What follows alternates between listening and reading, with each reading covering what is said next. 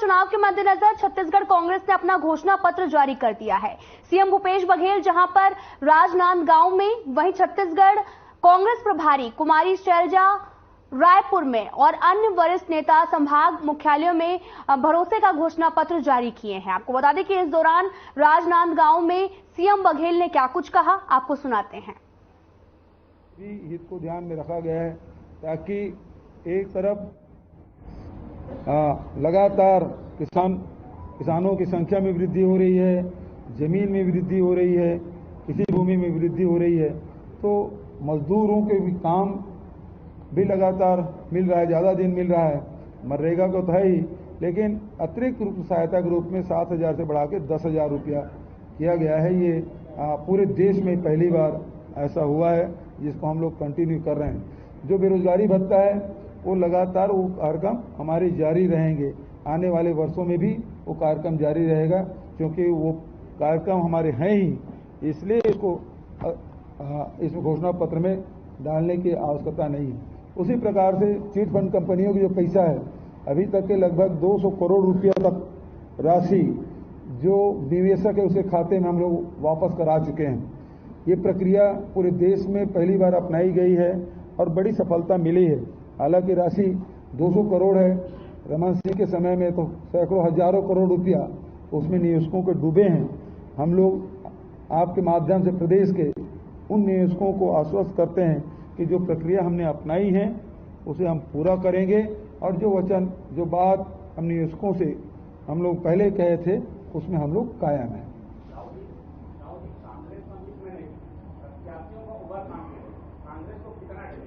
देखिए, आज ये घोषणा पत्र के लॉन्च का है। यदि इससे संबंधित कोई सवाल हो तो, क्योंकि हाँ पिछले में था और आज भी उसमें हम कायम हैं।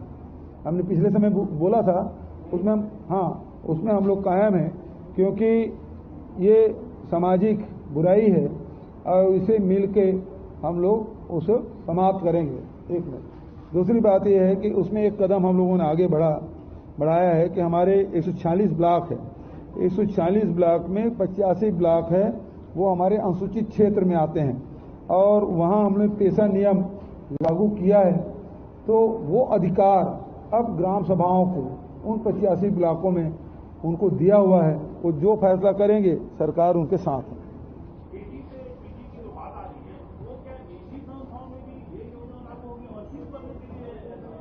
बढ़िया सवाल आपने किया।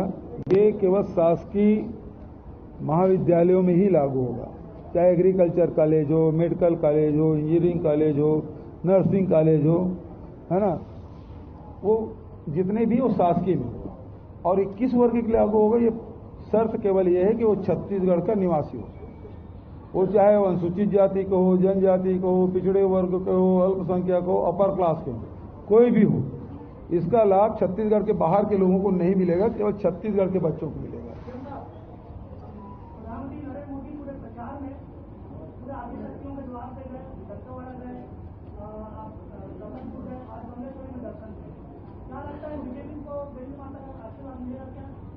देखिए, देवी माता का आशीर्वाद तो सबको मिलता है, लेकिन सवाल इस बात का है कि नीयत कितनी साफ है। यदि आपकी नीयत छत्तीसगढ़ की जनता की सेवा करने का है, तब आपको आशीर्वाद माता के मिलेगा, जैसे हम लोगों को मिला है और अभी भी मिलेगा। लेकिन उनको तो ये है कि छत्तीसगढ़ की जनता से लेना देना नहीं है, केवल अडानी की मदद करना है, उनको खदान सौंपना है, फैक्ट्री सौंपना है, इसलिए माता का आशीर्वाद उनको नहीं मिलेगा। जी,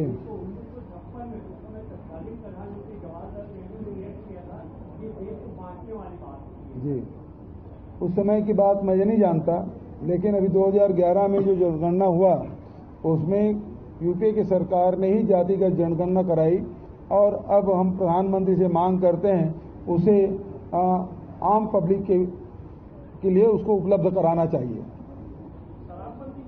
वो बात हो चुकी है।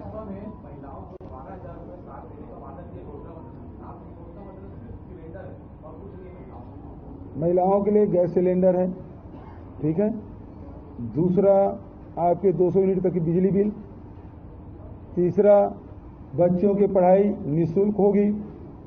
चौथा, तो इलाज है अब वो 10 लाख तक के डॉक्टर खूबचंद बघेल, विशेष स्वास्थ्य सहायता में 25 लाख तक के, और दुर्घटना हो गया तो जितनी राशि हो।